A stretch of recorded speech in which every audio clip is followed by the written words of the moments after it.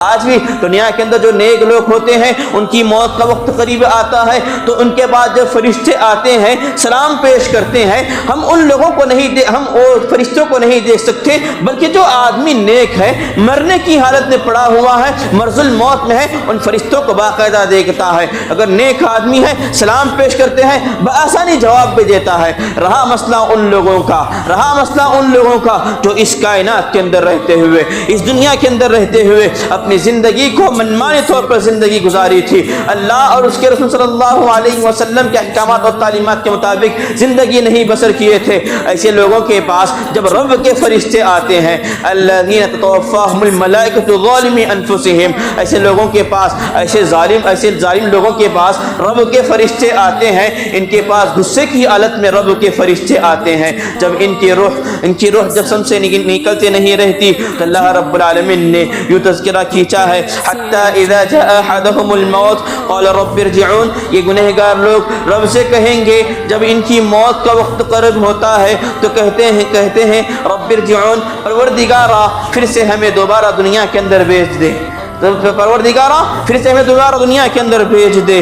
اللہ رب العالمین کہتے ہیں فیما ترکتک اللہ، یہ آدمی جو کہہ رہا ہے یہ سننے کے حساب سے بڑا پیارا لفظ ہے، یہ سننے کے حساب سے بڑا اچھا لفظ ہے، لیکن اللہ رب العالمین کہتے ہیں وَمِن وَرَائِهِمْ بَرْزَخٌ إِلَىٰ يَوْمِ يُبْعَثُونَ، ان گنہگاروں کے لیے ان کی گناہوں کی وجہ سے اللہ رب العالمین نے جہنم کے اندر ان کا تذکرہ یوں کھینچا ہے۔ اور اللہ رب العالمین ایک جگہ یہ بھی بتاتے ہیں وَلَوْ تَرَىٰ إِذِ الظَّالِمُونَ فِي غَمْرَاتِ الْمَوْتِ وَالْمَلَائِكَةُ بَاسِطُو أَيْدِيهِمْ، جب موت کے فرشتے ان کے پاس آتے ہیں، جب موت کے فرشتے ان ظالم لوگوں کے پاس آتے ہیں، اپنی دنیاوی زندگی کے اندر لوگوں کے تعلق سے غیبت گاتے پھرتے تھے، دنیاوی زندگی کے اندر لوگوں کے تعلق سے طعن زان کرتے پھرتے تھے، دنیا کے اندر تھے بدعت کے اندر پڑے ہوئے تھے، دنیا کے اندر تھے شرک کے اندر پڑے ہوئے تھے، دنیا کے اندر تھے گناہوں کے کاموں کے اندر پڑے ہوئے تھے، دنیا کے اندر تھے اللہ اور اس کے رسول صلی اللہ علیہ وسلم کے احکامات اور تعلیمات کے مطابق اپنے آپ کو سر تسلیم نہیں کیے ہوئے تھے، ایسے ظالم لوگوں کے پاس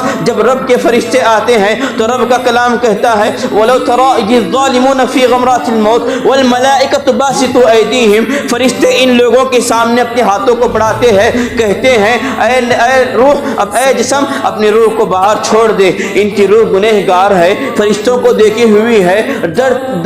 ڈرتی ہے، ڈر کر جسم کے اندر یہاں وہاں گھسنے لگتی ہے۔ اس کے بعد اللہ رب العالمین نے ان کا تذکرہ یوں بھی کھینچا ہے جب ان کی روح جسم سے نہیں نکلتی تو اللہ کے فرشتے اس قدر جسم کے اندر گھس جاتے ہیں، وَالنَّازِعَاتِ غَرْقًا وَالنَّاشِطَاتِ نَشْطًا وَالسَّابِحَاتِ سَبْحًا، ان گنہگاروں کی جسموں کے اندر فرشتے گھس جاتے ہیں، جس قدر ایک آدمی پانی کے اندر گوتا لگاتا ہے، ترنے کے اندر جس قدر ایک سرنگ لگاتا ہے، جس طرح فرشتے اس کے جسم کے اندر گوتا لگاتے ہیں، گوتا لگا کر اس کے جسم سے روح کھینچتے ہیں۔ اس کے بارے میں علماء کرام نے یوں بات کھینچی ہے جس قدر ایک آدمی اگر اپنے پاس ایک ریشم دار کپڑا ہو یا پھر نرم کپڑا ہو، بیری کے درخت کے اندر اس کپڑے کو مارے اور کھینچے، جس قدر بیری کے درخت میں سے اس کپڑے کو کھینچنے کے اندر تکلیف محسوس ہوتی ہے، گنہگاروں کی روح جسم سے اس قدر تکلیف دیتے ہوئے نکلتی ہے۔ رہا مسئلہ ان لوگوں کا جو نیک تھے، ان لوگوں کی روح جسم سے اس قدر نکلتی ہے جس قدر ایک گھڑے کے اندر سے، جس قدر ایک مشکیزے کے اندر سے بآسانی پانی نکلتا ہے، یا پھر یوں کہیں جس قدر ایک